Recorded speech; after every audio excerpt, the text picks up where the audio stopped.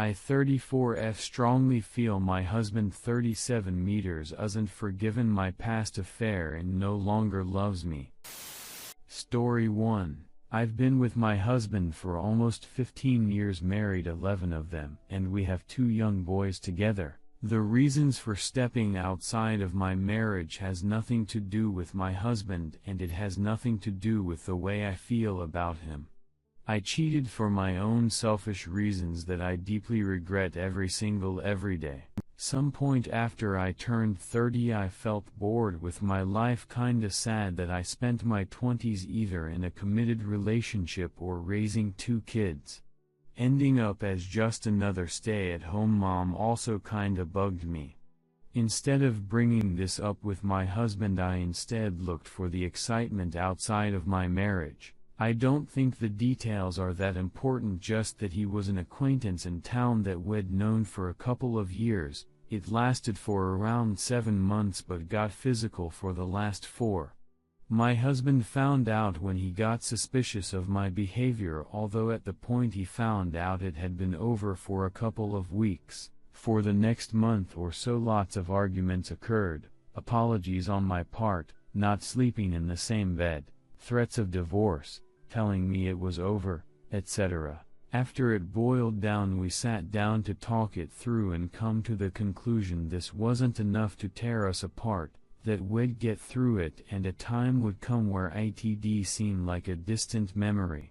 I suggested marriage counseling but he refused at every turn, stating I don't want anyone knowing my business, I don't care if it's a stranger or not.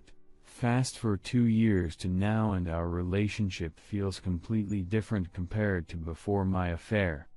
Our time live took a while to get going again after the affair, but it's never been the same. It never feels passionate or as loving as it used to, has completely stopped all forms of PDA, which even friends of ours have commented on. Little moments like cuddling on the sofa tends to happen only occasionally now, and it's never for too long before he'll move away. He puts off date night as much as possible. When sleeping in bed has almost always got his back turned to me, and just in general his whole aura has changed.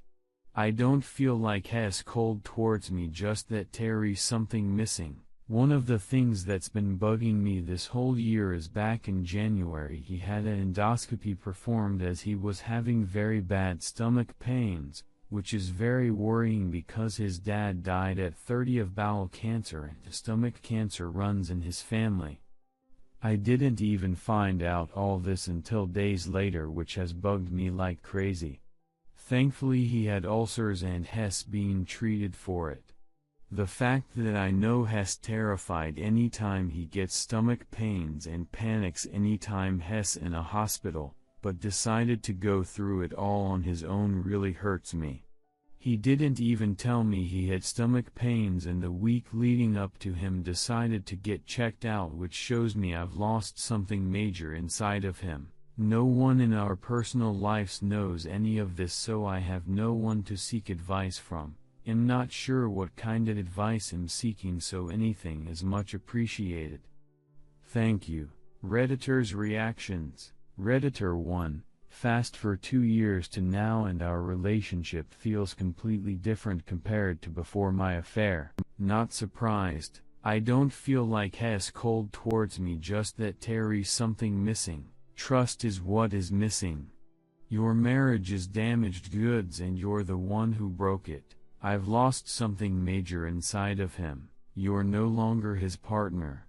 The most basic rule of a relationship is to be each other's most ardent defender. You are useless in that role because you've shown him that not only are you not loyal to the marriage or loyal to him, you've actively endangered the home of your sons. A man will come back from a lot, but not from the knowledge that he has chosen the wrong mother for his children. Redditor 2, he has possibly made the decision to stay with you for his children, to keep the family unit together until they are grown. He wants to at least give the illusion of a happy childhood for them.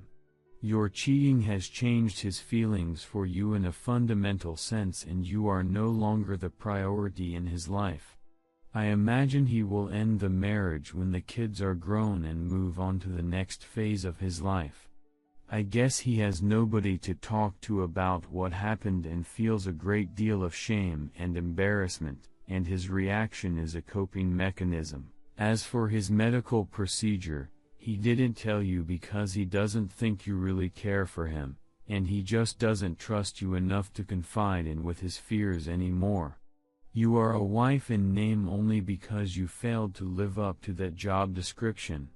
It's the price of betrayal. Story 2. I had been seeing a girl for 3 years and it was wonderful.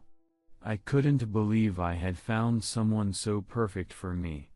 We were living together for most of this time, but we ended up being apart for half of a year toward the end for reasons unrelated to the relationship. Despite her being in a different state, things were still as good as ever. We made a few trips to see one another, and I thought that things were actually building up, the relationship was getting better and better. Then there was a period for a few months where she seemed to become distant.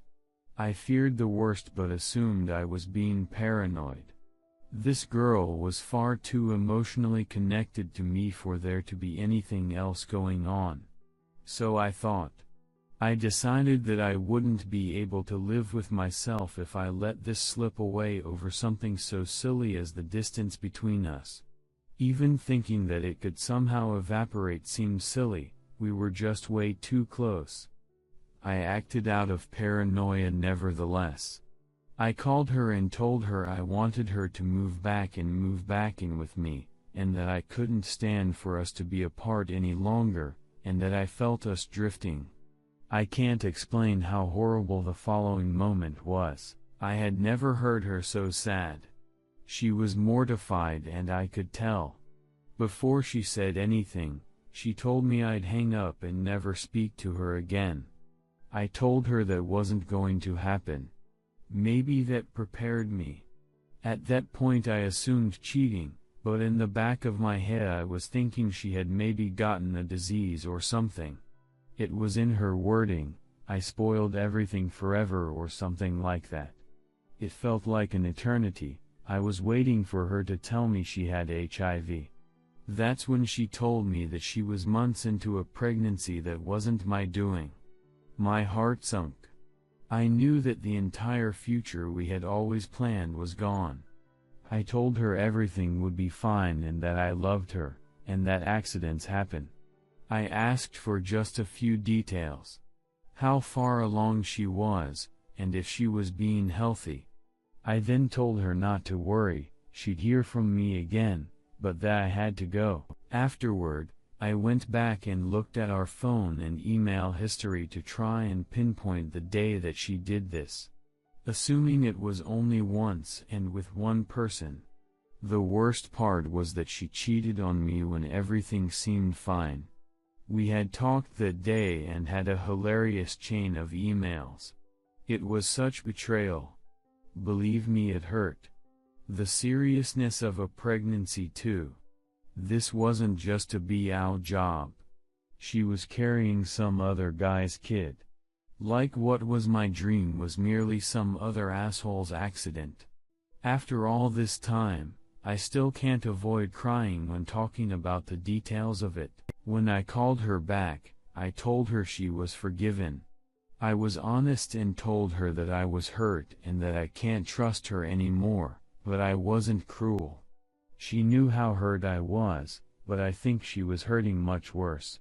Both of our dreams were shattered, but at least I didn't need to live with thinking it was my fault.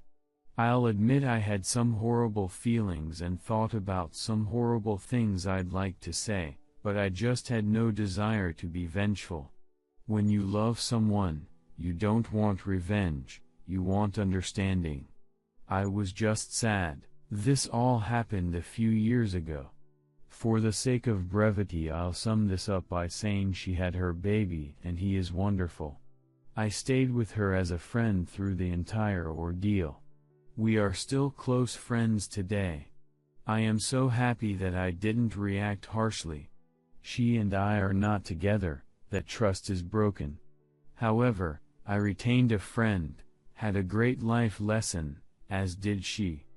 I also got to practice love when it wasn't easy. Though it makes me sad to think about the details of this event, I'm very happy that I still have this person in my life.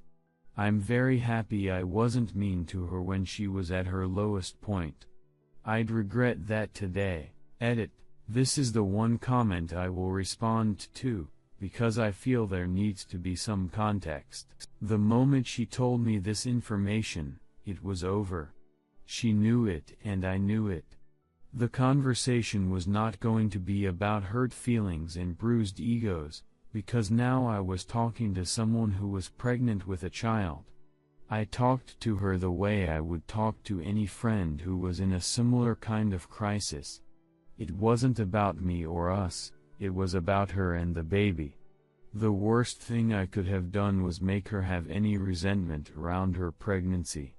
It was important for the sake of this baby that from the get-go there were no hard feelings involving his existence. Furthermore, she was already beating herself up really badly, like really badly. I was worried.